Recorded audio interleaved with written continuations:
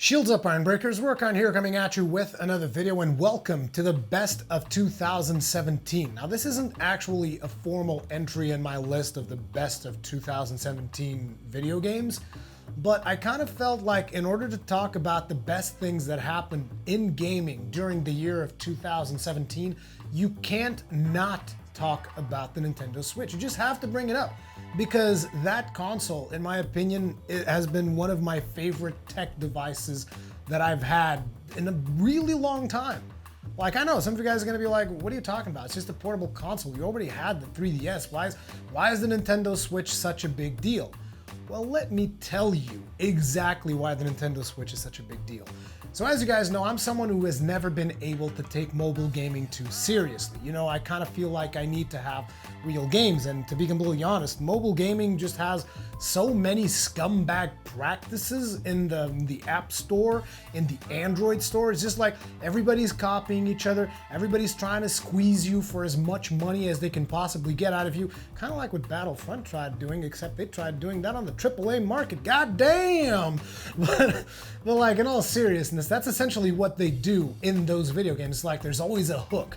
There's always something that's completely out to get you and just get as much money as it can squeeze out of your wallet. That's usually what mobile gaming turns up. And on top of all that, even when you do manage to have a good experience on the mobile market, there's also the thing where basically the controls are touchscreen controls. And touchscreen controls, no real gamer wants to play a fucking video game with touchscreen controls, okay? Nobody wants to do that. I mean, maybe Hearthstone, I guess, or maybe card games of that nature, but I mean, honestly, like an RPG or an action game or a shooter, you want to play those with touch controls? No, of course not. You want to be able to have that tactile feel. You want to have the analog sticks. That's the way you want to do it.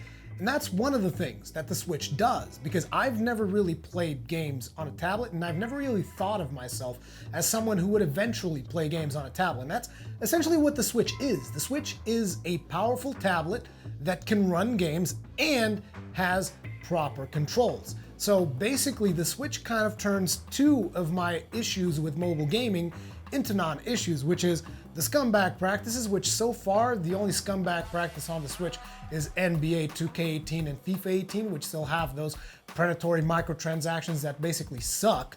But apart from those two titles, I remember at one point I watched throughout the entire store because I was specifically looking for games that would do these kinds of things. And I haven't found any other title that does that. I mean, this is at the time of this video. Who knows? In a couple of months, who knows what that store can be like? Because also a lot of mobile ports have made their way onto the Switch, which does have me somewhat concerned. I really hope Nintendo does a good job of curating content, because otherwise you're looking at Steam 2.0, the eShop, okay? And that is not something that I want to ever see, okay? So just keep doing a good job of curating your stuff. I still haven't tried out some of the mobile titles in there, but I'm very skeptical of them. Let's just put it like that. So basically, what does the Switch do? It's proper games, proper controls. And one of the things that you guys are going to bring up is you could already do that on the 3DS. You could game on the go, you had good games, and you had pretty decent controls. And I agree, 3DS is a fantastic platform. So why is the Switch that much more important to me than the 3DS? And I know some people are going to say, oh, it's probably the screen size, right? Screen size, the Switch makes all the difference because it's like big screen, much bigger screen than 3DS. And while the screen size is one of the reasons, definitely, I mean, bigger screen, much better experience, the screen size isn't really the issue. The issue is that, look at it like this. When you're on the go, 3DS is a perfect console, right? You're on the go, you're just like you're playing your game portably, no issues whatsoever. But when you're in your home and you're in front of a big TV or a big monitor or any of the other devices where you consume media, do you really want to pull out your 3DS and play that? I mean, I don't know. I know that some people probably do that, but personally, it's always been a struggle for me.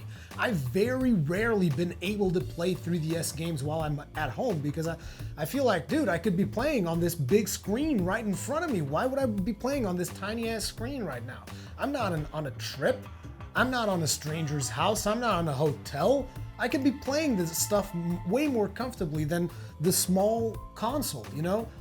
And that's where the Switch magic comes in, because a lot of people say, oh, but the graphics, this and that, the other, but to me, just the fact that I can set the console down in the dock, pull out the controls, boom, it's on the big screen. That makes all the difference in the world. I'm not even kidding. That literally makes all the difference in the world, because that's one of my biggest gripes. It's not even about the limits of the visuals on the 3DS, because I think a lot of the games on the 3DS look fantastic. It's the fact that I'm still playing it on a small screen. And some of you guys will say, oh, when you blow up those visuals to a big screen, it looks like crap. It doesn't, at least to me. I don't look at things that way. I just want to be able to play it on the big screen because it will make me more immersed in that world. I don't care if the pixels are bigger. Sure, whatever. The game's not going to look as good. I'm well aware of that. I still would rather play it on the big screen. That's where it basically makes the magic for me. The fact that when I'm out and about, I can play it as in handheld mode or in tabletop mode if for whatever reason, although I very rarely use tabletop mode if I'm being completely honest. But I do have to say I find it more comfortable to have one Joy-Con in each hand than necessarily having it in handheld mode, but handheld mode is fine. I don't have an issue with handheld mode at all. And you can still use motion controls in handheld mode. Now we'll talk more about motion controls, don't you worry. We're definitely gonna get there.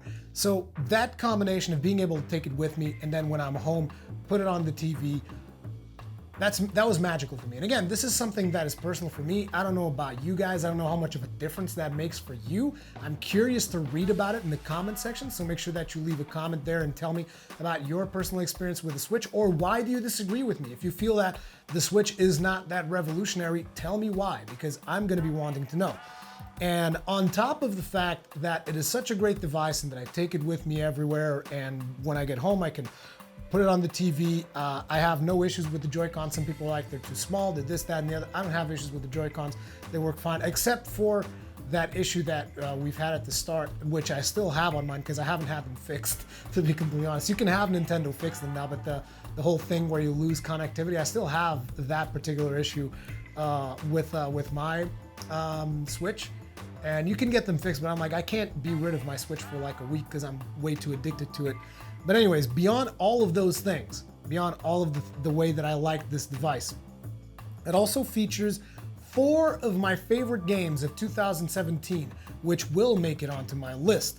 Those games are Legend of Zelda Breath of the Wild, ARMS, Super Mario Odyssey, and Xenoblade Chronicles 2. So on top of being a great device, it has 4 fantastic games that are some of the best experiences that I've played this year.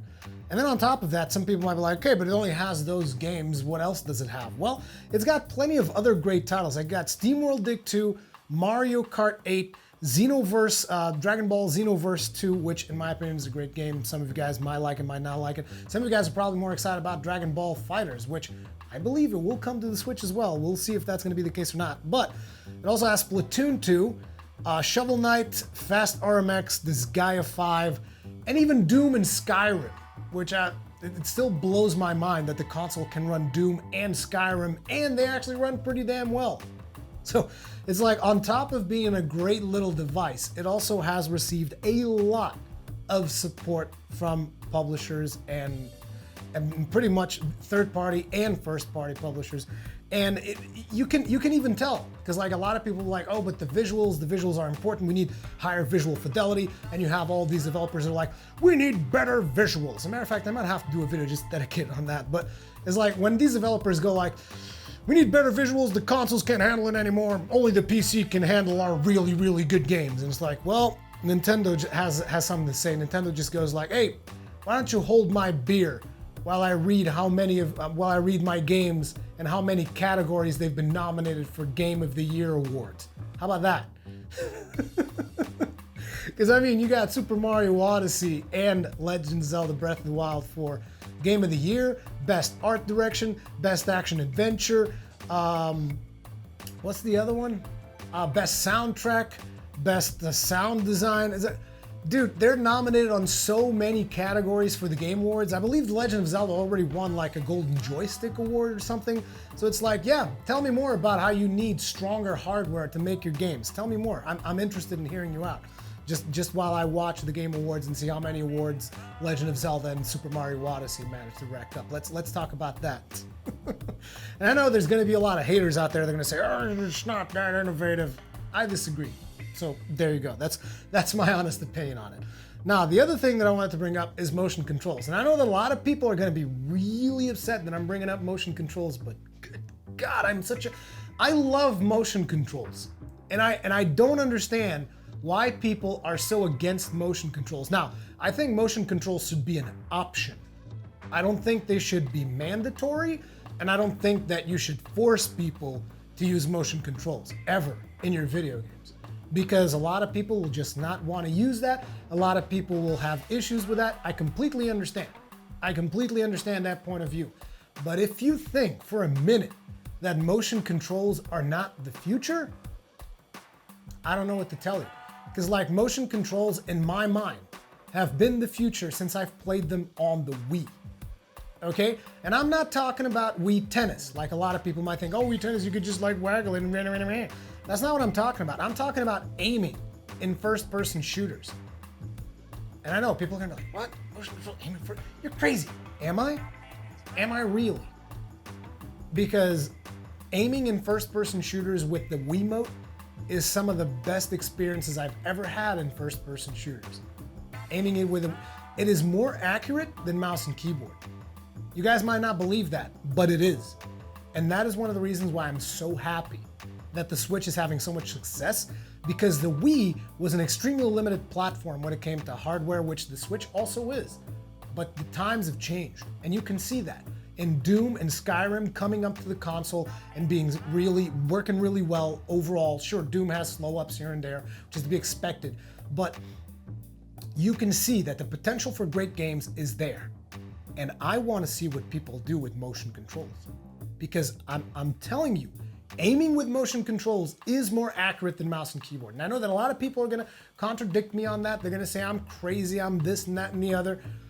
You have to try it for yourself. You have to experience for yourself. And only then you can talk. But you have to give it a fair chance. You can't play it like for 5 minutes and be like, this is garbage. Because that's probably what a lot of people did back in the day. You know, because Doom, the original Doom, I'm not talking about Doom from 2016. The original Doom didn't have mouse point. You only used your keyboard. Nobody thought that was the way to go back then. Okay? It took a while for people to get used to mouse point. Even when Quake came out, people took a while to get used to aiming with mouse. People were like, no, mouse, no, man, I use keyboard. It's the same thing with motion control. I am telling you, mark my words. Once people get used to it, and once the technology evolves enough, motion controls is going to be the best way to play first-person shooters or any gaming that involves any type of aiming whatsoever. Mark my words. So I'm really happy about the fact that they still stuck with motion controls.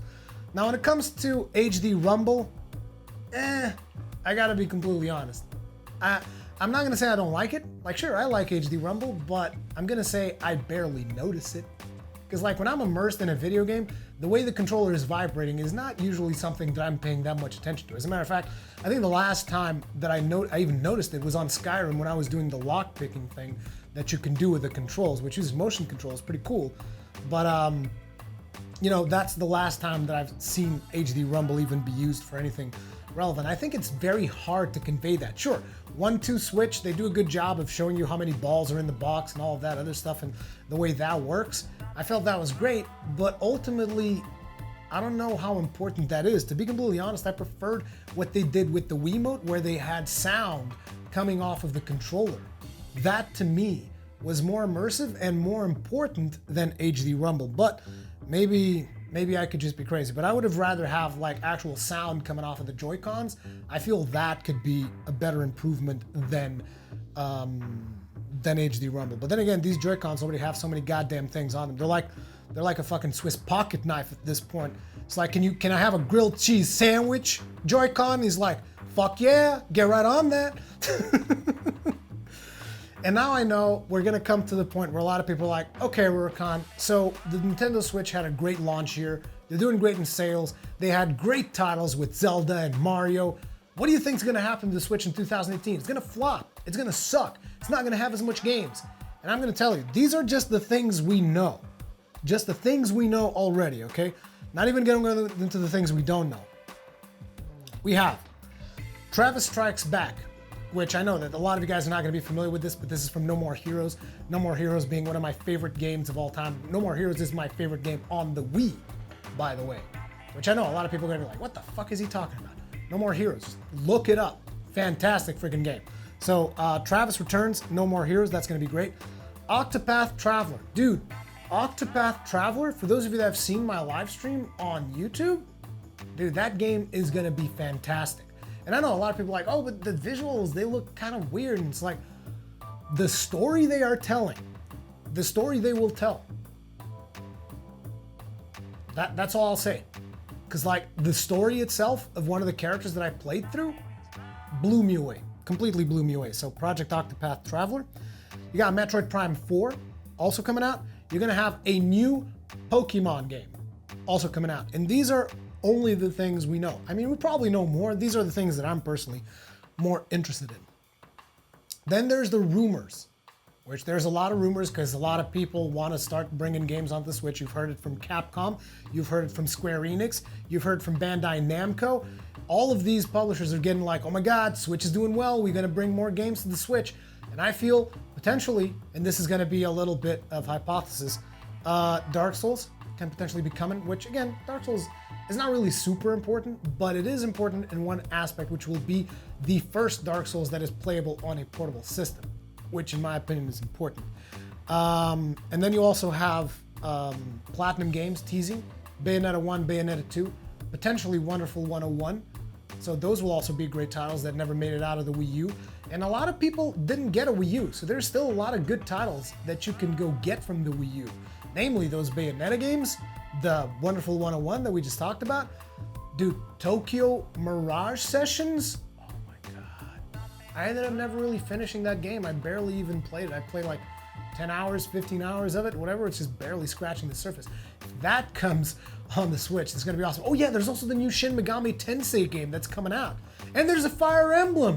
Dude, there's even games that I didn't even remember. So trust me, the Switch is gonna have an even stronger 2018. I have no doubts there. Now I am curious of knowing your personal opinion on this, so let me know in the comment sections below. But in my opinion, I could not talk about the best things that happened in 2017 in gaming without talking about the Nintendo Switch. Thank you all very much for watching, and I'll see you in the next one.